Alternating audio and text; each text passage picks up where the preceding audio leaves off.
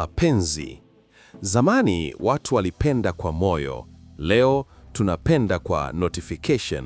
Zamani walivumilia kimya, leo tunabishana hadharani kwa comments na skendo za mitandaoni.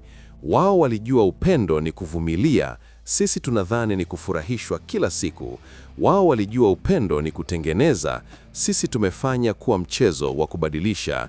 Zamani walijenga kwa maumivu, leo tunaharibu tukisema sijisikii tena. Walikuwa na heshima, leo tuna visingizio. Mapenzi yao yalijengwa juu ya misingi: kuaminiana, kusamehe na kukubali mapungufu. Leo tunajenga juu ya likes na followers. Tunapenda tukitaka kuonekana, sio kuelewana. Tunapenda tukitafuta uthibitisho, sio utulivu. Zamani walijua mapenzi ni kazi ya moyo. Leo tunataka iwe kama application. Ukichoka unafuta, una download nyingine. Na labda tatizo si kwamba hakuna upendo tena, ila mioyo yetu imekuwa na haraka sana. Tunataka matokeo ya kudumu kwa jitihada za muda mfupi. Mapenzi ya leo ni mepesi kwa sababu mioyo yetu imezoea kuachia, sio kushikilia. Sasa hapa leo tutajifunza kwa nini mahusiano na mapenzi ya karne ya sasa hayadumu, tofauti na mapenzi ya zamani. Licha changamoto zilikuwa nyingi, ya sasa hayadumu licha ya utandawazi kuwa mkubwa, watu wakitarajia kadiri dunia inavyozidi kusogea, mahusiano ndiyo huwa bora, ila badala yake ndiyo yanaharibika. Ila kabla ya hapo, bonyeza alama ya subscribe button hapa chini sasa, ili kuonyesha kama tupo pamoja katika safari hii ya sasa. Tuanze. Zamani mapenzi yalikuwa safari, leo ni mashindano. Zamani yalihitaji moyo na ushirikiano, leo yanahitaji pesa au mmoja ajitoe zaidi kwa mwenza wake na mwingine asifanye lolote katika mapenzi na mahusiano. Watu wa zamani walipenda kimya lakini kwa dhati. Waliandika barua, wakaweka maneno kwenye karatasi, wakaweka ndani ya bahasha na kusubiri majibu kwa wiki nzima, lakini hisia hazikupungua hata kidogo. Leo hii tunachati saa 2 bila majibu, tayari tunasema amebadilika. Tumekuwa kizazi cha haraka, tunataka upendo wa kweli, lakini hatuna uvumilivu wa kweli. Mfano halisi kutoka kwa aliyekuwa rais wa zamani wa Marekani Barack Obama na mkewe Michelle Obama ni mfano wa kizazi kilichobaki na misingi ya zamani.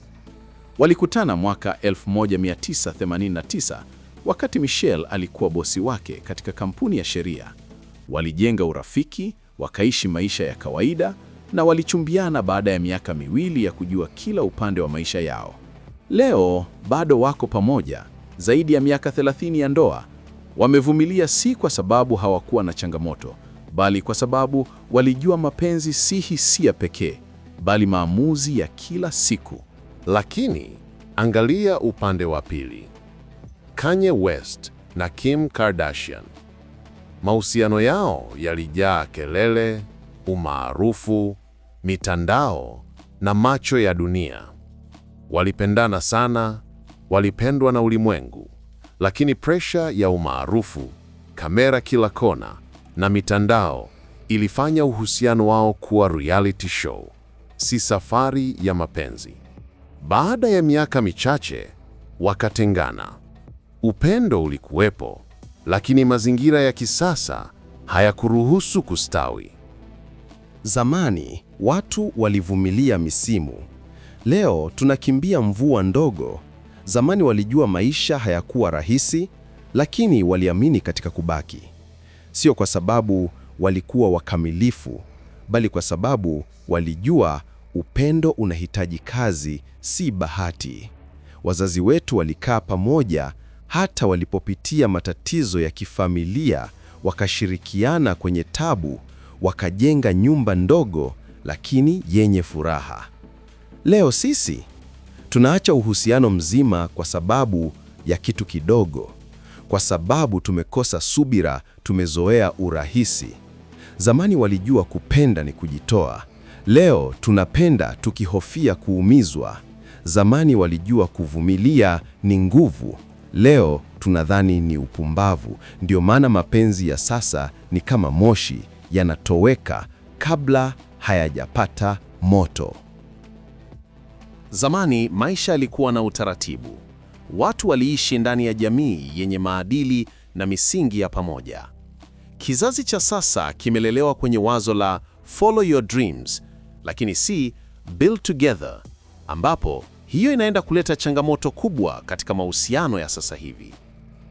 Kwa mfano, kama zamani kijana alipenda msichana, alitakiwa kwenda kuomba ruhusa, kujitambulisha na kuonyesha heshima kwa wazazi.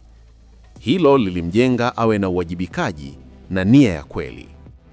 Leo tunakutana mitandaoni, tunapendana ndani ya inbox na tunagombana ndani ya comment section. Hakuna mchakato wa kujua mtu, ni kasi, ni hisia, ni vibe. Na vibe ikipotea, mapenzi nayo yanapotea. Mfano wa kihistoria, Nelson Mandela na Winnie Mandela ni mfano wa kizazi kilichoamini kwamba mapenzi ni zaidi ya uwepo wa kimwili. Mandela alipokuwa gerezani kwa miaka 27, Winnie alibaki imara, akipambana nje na mfumo wa ukandamizaji. Walipendana si kwa sababu ilikuwa rahisi, bali kwa sababu walikuwa na maono ya pamoja.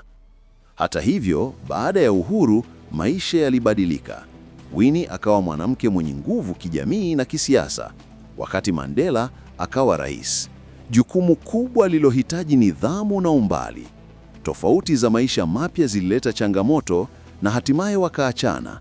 Hata hivyo, historia inaonyesha upendo wao haukuishia kwenye mapenzi tu, bali ulikuwa alama ya uvumilivu na kujitoa kwa kitu kikubwa zaidi ya wao wenyewe.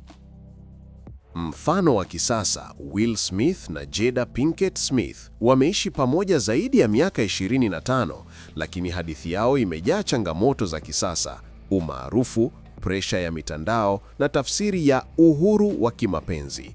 Jada amewahi kusema, "Nimejifunza kwamba huwezi kumiliki mtu, unaweza tu kumpa nafasi ya kuwa yeye." Lakini maneno haya pia yanaonyesha jinsi mfumo wa sasa wa maisha unavyobadilisha maana ya kujitolea. Leo tunapima mapenzi kwa uhuru wa mtu binafsi, si uwiano wa pamoja. Mitandao ya kijamii imekuwa injini kuu ya mabadiliko. Zamani upendo uliishi ndani ya nyumba. Leo unaishi kwenye mtandao. Tunapost picha, tunatafuta likes, tunalinganisha uhusiano wetu na wa wengine. Tunashindwa kufurahia mtu kwa kweli kwa sababu kila kitu kimekuwa mashindano ya nani anaonekana vizuri zaidi. Tafiti za kisasa kama ile ya Pew Research Center 2023 zinaonyesha kuwa zaidi ya 68% ya vijana wameshawahi kuvunja uhusiano kutokana na kitu walichoona au kushukiwa mitandaoni. Hii inaonyesha jinsi mfumo wa maisha ya kidijitali unavyopunguza imani na kuongeza mashaka. Mfumo wa maisha ya kisasa umejenga ubinafsi zaidi ya ushirikiano. Tumekuwa tukihubiri self-care na know your worth, ambayo ni vizuri, lakini tumepoteza dhana ya selflessness na commitment. Hakuna anayehitaji kumvumilia mwingine. Kila mtu anatafuta perfect partner ambaye hayupo. Kwa hiyo, tunapouliza kwa nini mahusiano hayadumu tena, jibu ni wazi. Maisha yenyewe hayajengi tena watu wanaojitolea. Yanajenga watu wanaojilinda. Mapenzi ya kweli hayawezi kukua kwenye udongo wa ubinafsi. Yanahitaji umoja, si ushindani. Yanahitaji muda, si mitazamo. Na juu ya yote, yanahitaji watu wawili wanaochagua kubaki, hata kama dunia imewapa sababu elfu za kuondoka. Mitandao ya kijamii au social media imekuwa kama kioo cha bandia. Inaonyesha kile unachotaka dunia ionekane, sio kile kilicho ndani ya moyo wako. Kwa maneno mengine, tunapenda kuonyesha, sio kuishi. Instagram, TikTok, Snapchat, Twitter au X yamebadilisha kabisa jinsi tunavyotazama mapenzi. Kila mtu anaona couple goals mtandaoni na mara moja tunaanza kulinganisha uhusiano wetu na ule wa wengine. Hiyo inazalisha wivu, shaka, kutoridhika na mara nyingine uvunjaji wa mahusiano.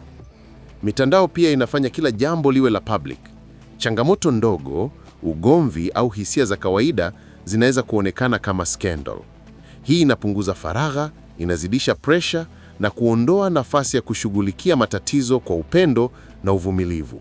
Mfano wa karibu zaidi, Zari Hassan na Diamond Platnumz.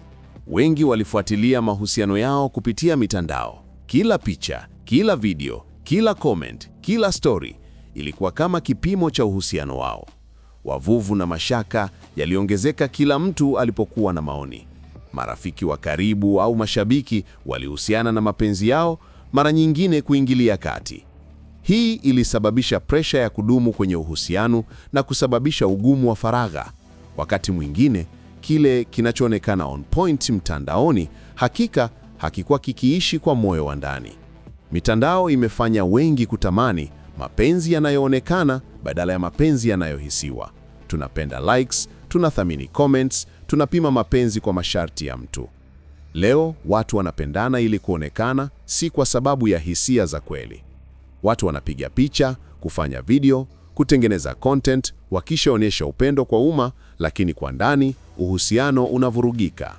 Mitandao pia inaleta kutoaminiana, kushindwa kushughulikia changamoto bila mashaka, na mara nyingi uvunjaji wa mahusiano kwa sababu ya wivu au ushindani.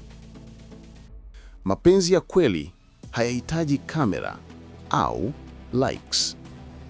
Yanahitaji faragha, kuvumiliana, kujitolea bila kutozwa masharti ya mtu mwingine.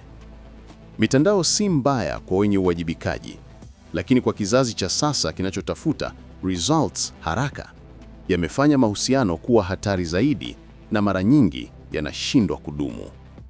Mitandao ya kijamii imegeuza mapenzi kuwa show. Kila ugomvi ni trending, kila hisia ni comment, lakini mapenzi ya kweli hayana mashabiki, yanahitaji moyo mmoja, si eyes of the world.